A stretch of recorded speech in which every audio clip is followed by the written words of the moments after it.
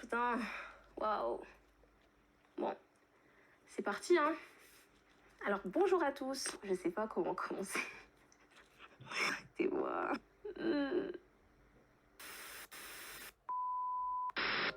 Alors, salut, j'espère que vous allez bien. Je m'appelle Djenabou, j'ai 20 ans, j'aime tourner des vidéos.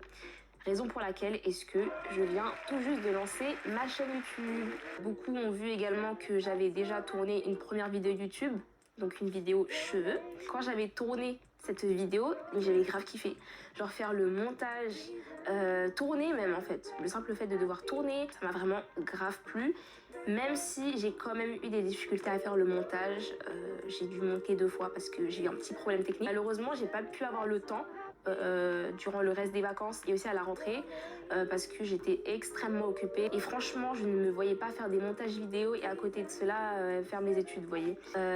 J'aimerais vraiment genre mettre du contenu sur cette chaîne là durant les vacances et puis bah si je me sens de pouvoir filmer en septembre, bah bien sûr que je filmerai en septembre, hein, c'est pas un souci. Mais voilà, pour l'instant là on est en juillet, on est en vacances, donc on va pas parler de septembre. Donc cette chaîne, déjà, elle va se baser sur 2 choses, puisque là, je pense vraiment à 2 thématiques. Oui, 2 thématiques. Vraiment qui me font vibrer et que j'ai vraiment envie de vous partager à travers cette chaîne-là. Les cheveux. Les cheveux. C'est le sujet de ma première vidéo, c'était sur mes cheveux et plus globalement sur les cheveux crépus, frisés, bouclés. C'est quand même très important pour moi. C'est vraiment l'une des choses qui me définit, je trouve. Et je voulais vraiment mettre en valeur en fait le cheveu qui soit crépus, frisé ou bouclé. Il y a quand même beaucoup de youtubeuses afro qui ont tourné des vidéos. Donc je suis pas la première et je ne serai pas la dernière à tourner ce genre de vidéos. Mais je voulais quand même ajouter ma pierre à l'édifice. Et justement, en fait, c'est YouTube qui m'a beaucoup inspirée à ce niveau-là. Parce que sans YouTube, j'aurais été totalement déconnectée de tout le contenu de vidéos. Je pense pas que j'aurais ne serait-ce pensé à prendre soin de mes cheveux, vous voyez. En vrai, je vous mettrai les youtubeuses que j'ai largement suivies durant les débuts sur la barre de description et peut-être qu'on en a en commun. On ne sait jamais. J'ai fait 2 défrisages dans mon enfance, 2 défrisages. Le premier, en fait, c'était vers l'âge de mes 6-7 ans. Je pense que beaucoup de filles noires ont connu la même histoire.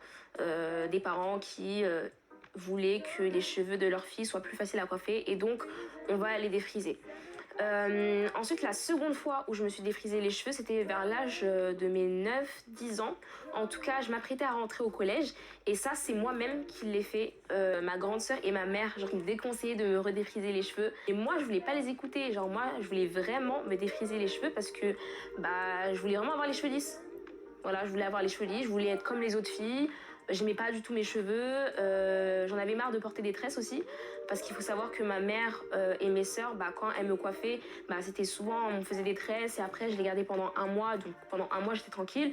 Mais là, arrivé à la préadolescence, j'en avais un peu marre, donc je me suis dit pourquoi pas défriser mes cheveux puisque dans tous les cas j'ai pas envie de sortir l'afro puisque j'aime pas l'afro et j'ai vraiment envie en fait qu'il y ait un effet lisse.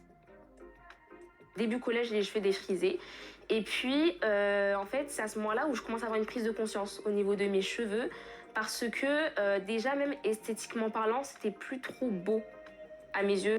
Comme mes cheveux poussaient, en fait, je commençais à voir qu'il y avait les racines qui étaient crépus et les longueurs qui étaient lisses. Je trouvais ça vraiment dégueulasse. Arrêtez, s'il vous plaît, les enfants, arrêtez! C'est de là en fait que j'ai commencé à regarder des vidéos YouTube. Elles disaient toutes qu'il fallait faire un big shop, soit faire une coupure de transition. C'est-à-dire en fait qu'on va couper que les longueurs qui sont lisses, donc qui ont été défrisées, et garder sur sa tête les racines en fait. Je vais faire la coupure de transition parce que franchement le big shop, j'étais pas prête à subir un big shop, surtout à l'âge de 12 ans. Enfin, je suis désolée, voilà. Je pense pas que j'allais assumer, mais vraiment pas. Donc de là, un matin, je me suis réveillée et genre j'ai pris un ciseau. J'ai pris mon ciseau. Un ciseau d'école. J'ai pris mon ciseau qui était dans ma trousse. C'est ça que j'ai pris et j'ai coupé mes cheveux. Genre j'ai coupé tout ce qui était lisse. J'ai coupé. Quand j'y repense, ça aurait pu très mal se terminer. Mais vraiment très mal. Faire ça? Non mais attendez. Franchement c'est une dinguerie. Ma mère... je crois qu'elle m'a gueulé dessus ce jour-là. Mon père, il a rien dit. Il a rien dit, mais son silence voulait vraiment tout dire, vous voyez, genre vraiment en mode, mais on est où? Genre depuis quand est-ce qu'on se coupe les cheveux tout seul à 12 ans avec un ciseau Maped? Genre c'est même pas un ciseau professionnel. C'est-à-dire que le lendemain, c'est le même ciseau que tu vas utiliser à l'école. Là, j'avais les cheveux genre courts comme ça, à peu près comme ça, ils étaient courts. Au début, j'étais un peu complexée par rapport à ça, mais en vrai, au fil du temps, j'ai fini par m'y habituer et surtout par accepter le fait que là, t'es quand même déterminée à prendre soin de tes cheveux. Donc en soi, la longueur, tu pourras la gagner, tu pourras regagner ta longueur, celle que t'as toujours eue. Le but, c'est pas tellement la longueur, c'est vraiment que tes cheveux déjà aillent mieux. J'attends, je pense, 1 an, 2 ans, j'étais toujours au collège, pour que je puisse peut-être sortir l'afro enfin. C'était en 4e. Je pense que je me suis regardée 100 fois devant le miroir avant de sortir.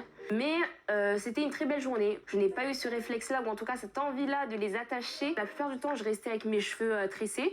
Donc en fait, ce que je faisais, c'est que sur 1 mois, j'avais les cheveux tressés.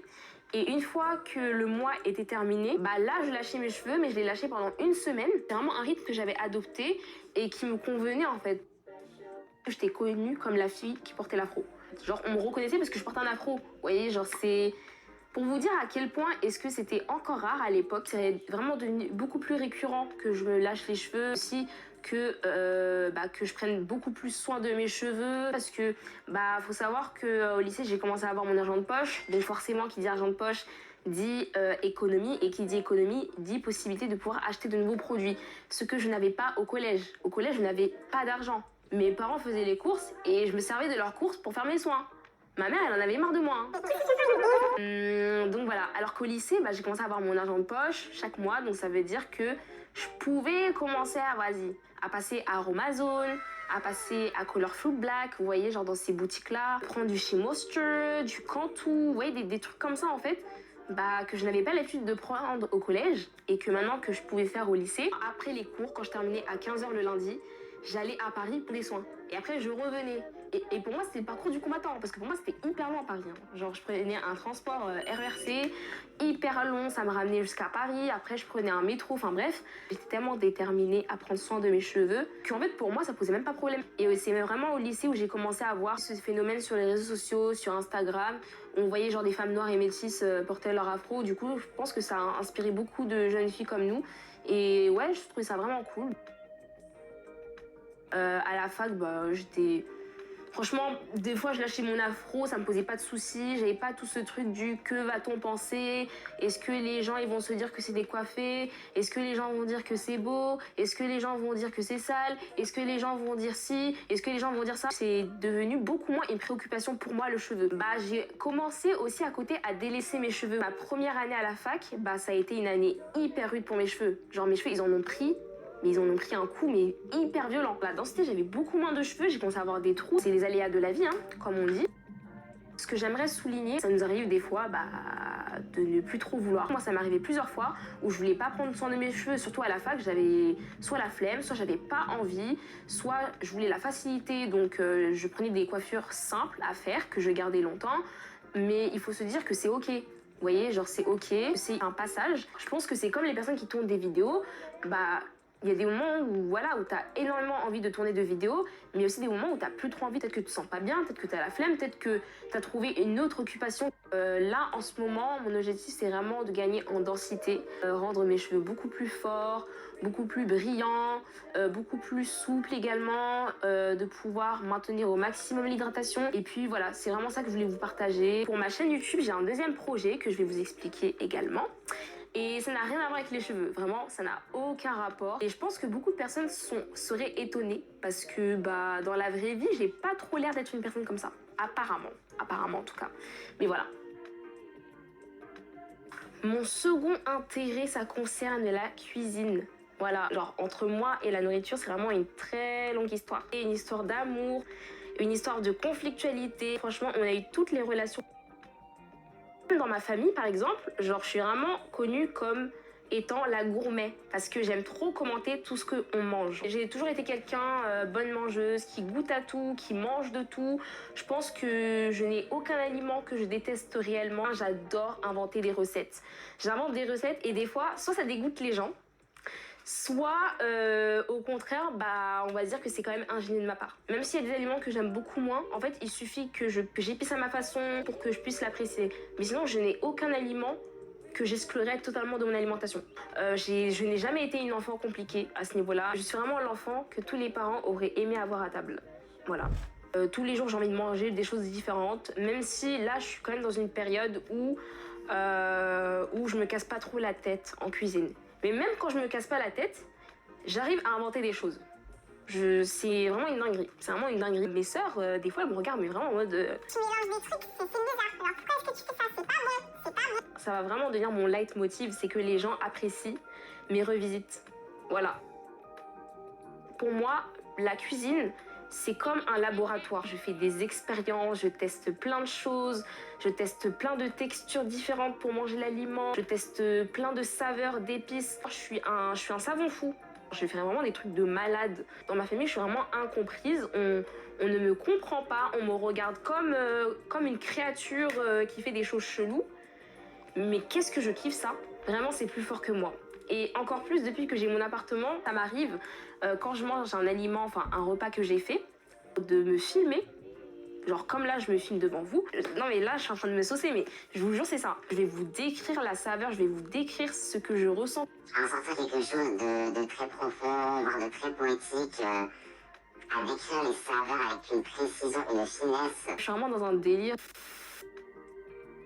Pour moi, la cuisine, c'est vraiment un laboratoire, mais c'est aussi pour moi une thérapie. Dans le sens où, comme je l'ai dit au tout début, c'est vrai que j'ai une histoire aussi très conflictuelle avec la nourriture. J'ai souffert de troubles du comportement alimentaire. Je l'ai compris genre très très récemment.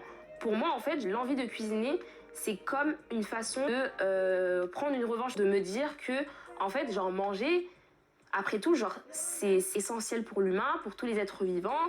Et il faut pas commencer genre à diaboliser certains aliments, de se dire que tout est une question d'équilibre et que le fait de cuisiner en fait, ça change ta vision de la nourriture. Il faut vraiment être aligné avec soi. J'aime bien cuisiner déjà pour moi, aussi pour les autres, mais c'est avant tout pour moi que je le fais. Quand tu cuisines pour toi, au moins tu sais qu'est-ce que tu as mis dans ce que tu as cuisiné, tu vois. Et ne serait-ce que le fait de savoir, en fait ça retire beaucoup de pression dans ta tête avant de manger.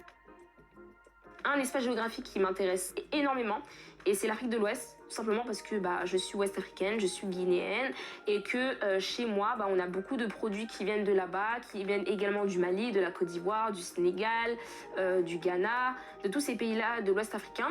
Et en fait je me suis rendu compte que souvent les revisites que je faisais à la maison, en fait ça incluait des produits genre je pense notamment à la farine de mil, le cossin, fognet, la tchéké, les bananes plantains qui sont très très connus ici. En tout cas les bananes plantains, je pense que ça s'est vraiment démocratisé et vraiment plein de choses en fait que j'aimerais vraiment vous faire découvrir. Donc c'est plutôt dans cette direction là que je partirai en cuisine. À travers mes vidéos, c'est vraiment genre vous montrer qu'est-ce que je fais en cuisine. Parfois, je vous ferai des recettes qui sont bien connues, hein. Je vais pas essayer d'inventer ou quoi. Je sais que j'ai beaucoup à faire en termes de cuisine. Voilà, il y a énormément de choses que je fais très bien, mais il y a aussi des domaines dans lesquels je dois m'améliorer quand même. Voilà, ce serait quand même me familiariser avec les quantités, par exemple, parce que moi, je suis quelqu'un, quand je cuisine, je ne quantifie pas. Ça va être un pot de yaourt, ça va être un bol qui va être l'unité de mesure. Mais on n'est pas là genre à dire 500 grammes ou 800 grammes. Donc du coup, je vais quand même faire l'effort de quantifier les choses et de mettre des chiffres à ces choses-là. Bon, là, il faut que je me dépêche de terminer parce que ma batterie va bientôt s'éteindre. Mais en gros, voilà pour mes sujets. Et peut-être que j'aurai de nouvelles idées de vidéos, tout simplement. Mais en tout cas, vous serez tenus au courant si vous suivez ma chaîne. N'hésitez pas à me suivre sur Instagram, à liker cette vidéo YouTube aussi parce que, franchement, ça a été tellement compliqué de filmer devant vous, devant une caméra. J'ai l'impression de parler à personne, ce qui est quand même le cas. En tout cas, merci à vous de m'avoir suivi jusqu'au bout. Prenez soin de vous. Ciao!